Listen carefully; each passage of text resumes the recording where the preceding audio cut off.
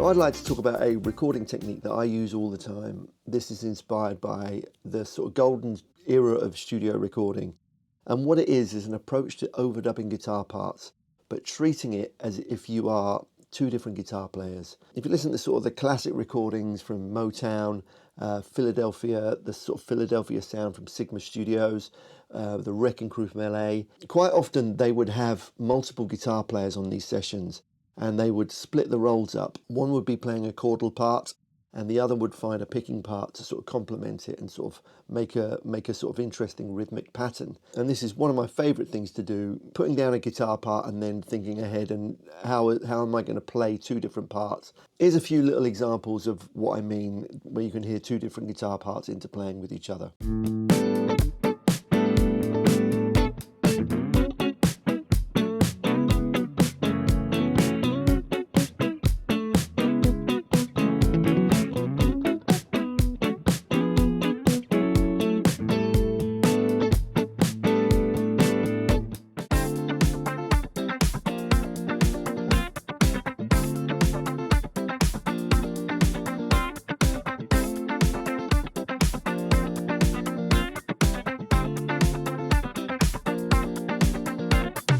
Hey there, just taking a short break from the video.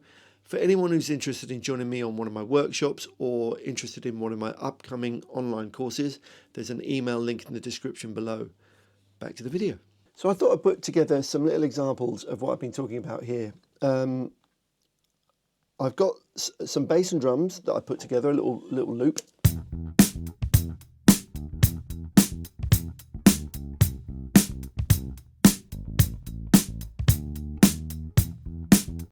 And I don't know quite what I'm going to play yet. I've had a little play around, but I'm not quite sure. But what I'm going to do is play a part and then get something settled in.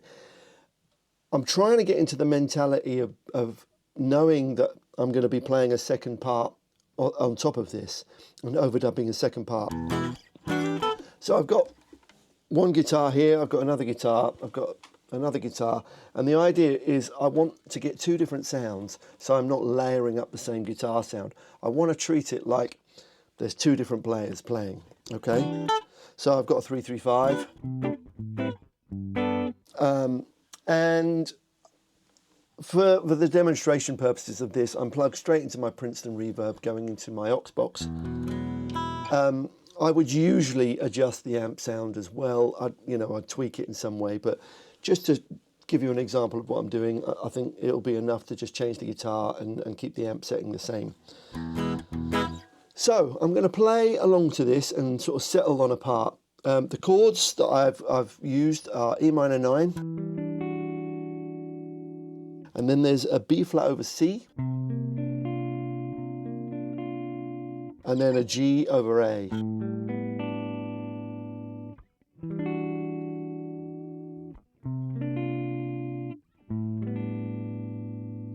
And I'm going to sort of move that shape around and sort of get something that settles in. So I'm just going to jam about a bit. Here we go.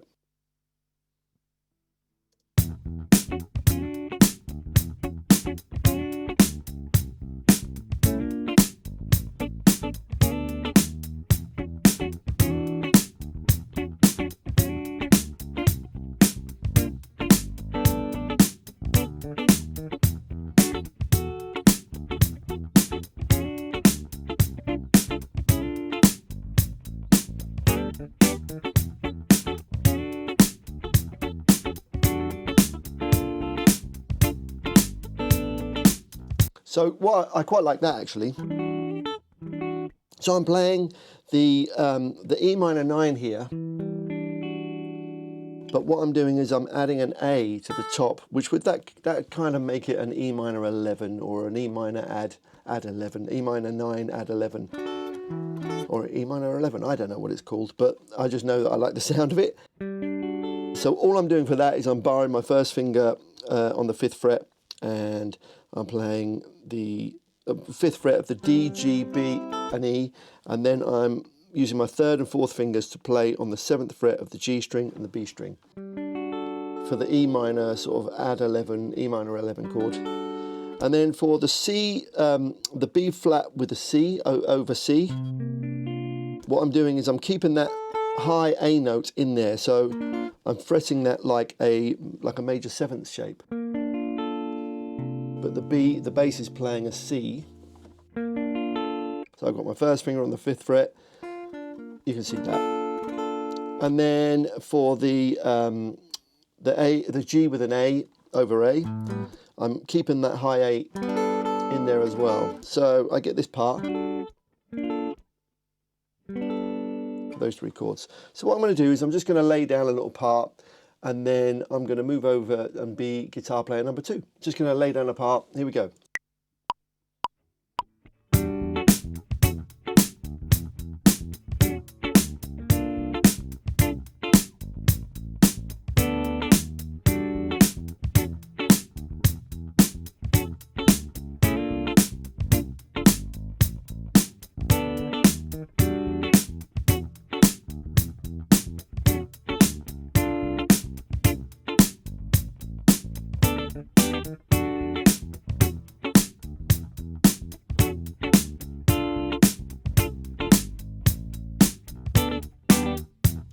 So I quite like that. You can hear that I've left quite a lot of space in that. Turn that down.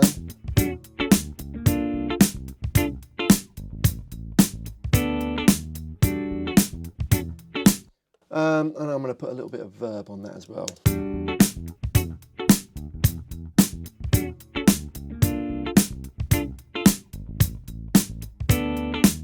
Cool. Now what I'm going to do is I'm going to make a new track, and I put that guitar, that's over the left hand side, you'll hear that in the mix. So what I'm going to do is I'm going to change guitars here, and I am going to change over to my Strat.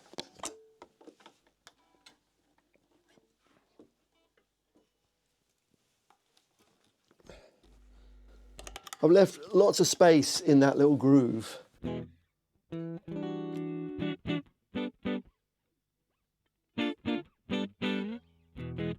Just going to turn this up a bit.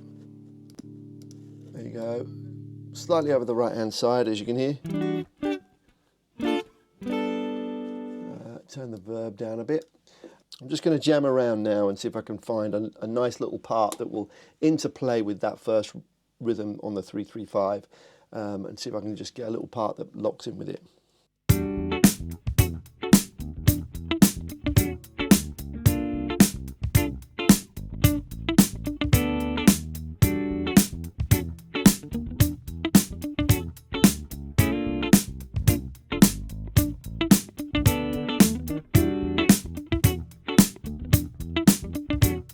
That's quite nice. It's quite a nice little part. What I'm doing is I'm looking for the gaps in where the chords are happening.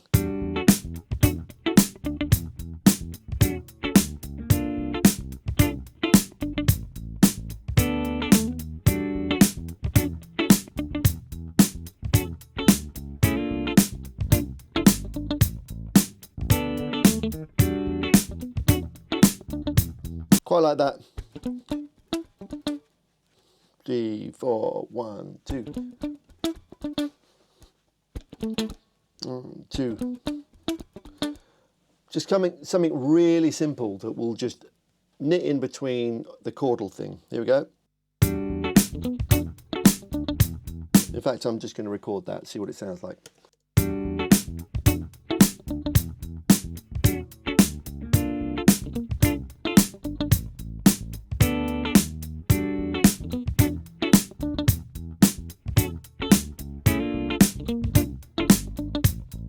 So you can hear what I'm doing is I'm just playing off the D note and the E note.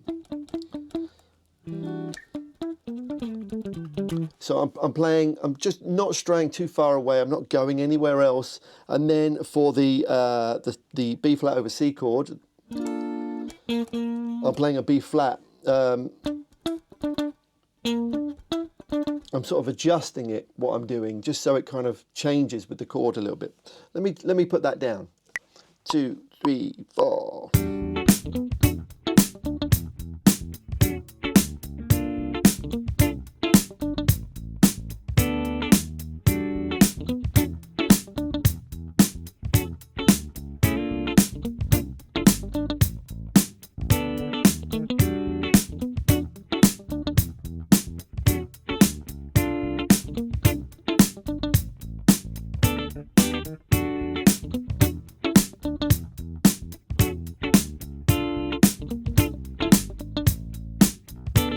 So as you can hear, there's not a lot, you know, I'm not overplaying on that part. A bit of verb.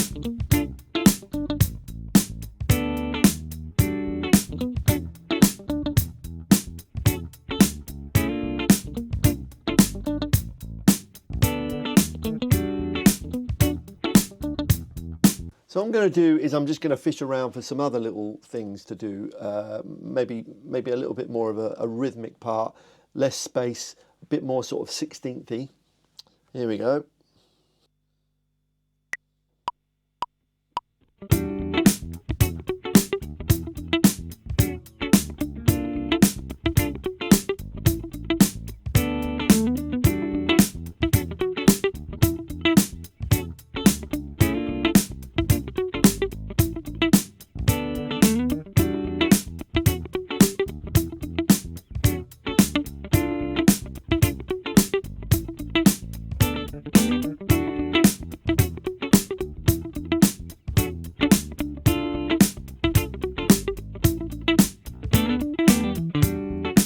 Yeah, that's kind of a little cool part. As you can hear, I'm not doing too much. I'm not doing loads and loads of fills.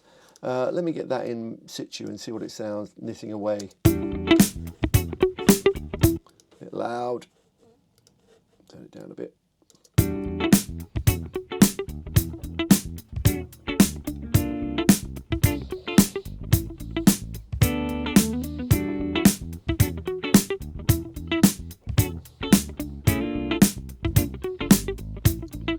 There's a little bit of atonal stuff going in there.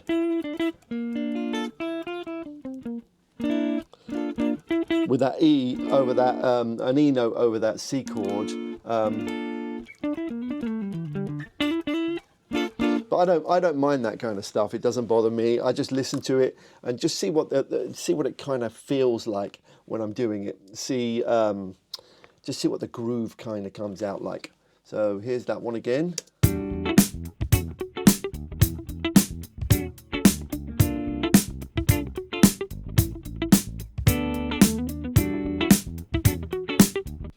Yeah, that's kind of like a cool little vibe, that one. Okay, so what I'm going to do now is switch over to the other track. Okay, this is a completely different feel.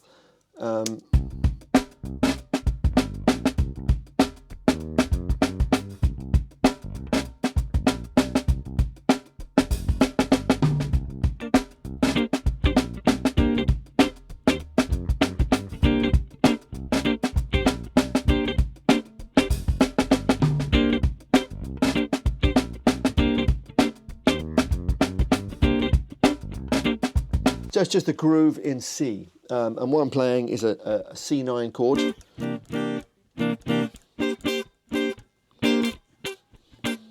You can see I basically just got straight in and just started grooving along with that. Again, leaving a bit of space. I'm going to just put that down and get straight into it because that felt good. This is going to be guitar player number 1. Here we go.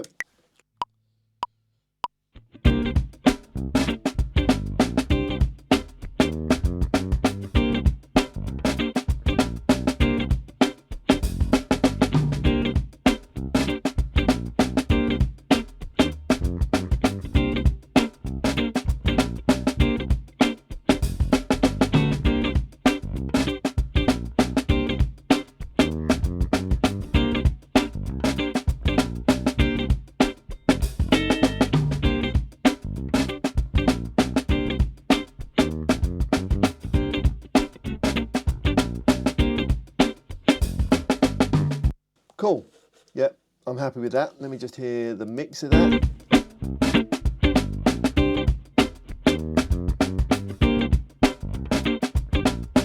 Right, I'm now going to switch over to my other guitar and be guitar player number 2. And I'm just throwing these down, but generally I'm trying to sort of keep the interest going by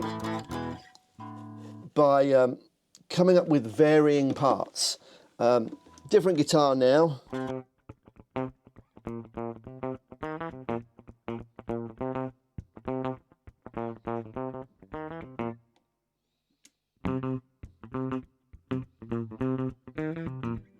Might try something like that. Let me just play along.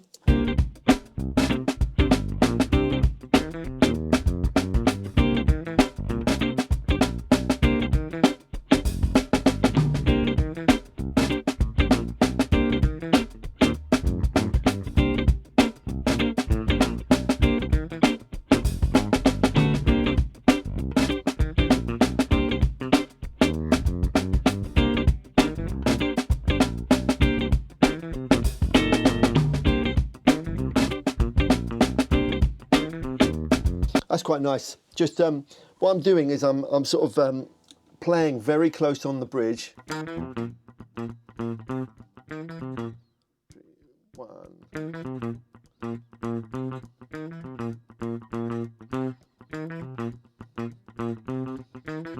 Yeah, just come up with another little picking pattern that will knit in with the other guitar part. I'm just going to put that down. Here we go. 1, 2, 3.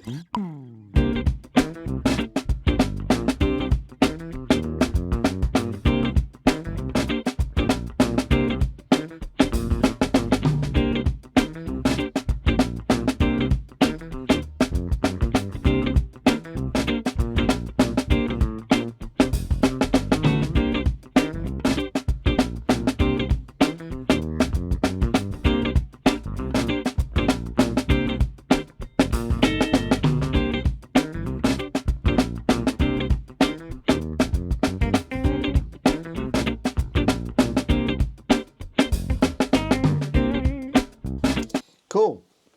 Let me just hear what these sound like in situ. I'm going to hard pan these left and right. So that new guitar is going 100% left and the old guitar is going 100. So guitar player number 1, 100% right. Guitar player number 2, 100% left.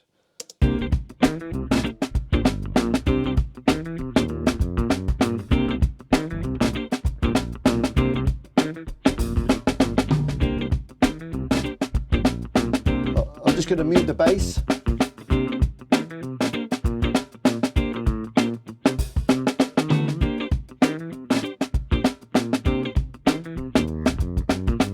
Yeah, so as you can hear, you can get some kind of interesting things happening with two guitars. Trying to think like two different players, it kind of creates a little bit of a rhythmic texture, a rhythmic bed to a groove. And you know, it's about looking for the spaces, looking for the holes where you can add a little extra part. It doesn't need to be overcomplicated. It just needs to groove and be slightly different in sound. This is something I love doing. I absolutely really adore sort of layering up guitars like this and treating it like kind of like they did back in the old school days, where you'd be sat with another guitar player, you know, right next to you, and playing off each other. What I'm trying to do is play off myself basically, and just create some kind of juicy sort of rhythmic textures. So thanks for watching. Please let me know in the comments below if you have any thoughts on this subject, anything you'd like to add, and I will see you in the next video. Oh, by the way, there'll probably be another video here or here for you to watch next. Thanks a lot for watching.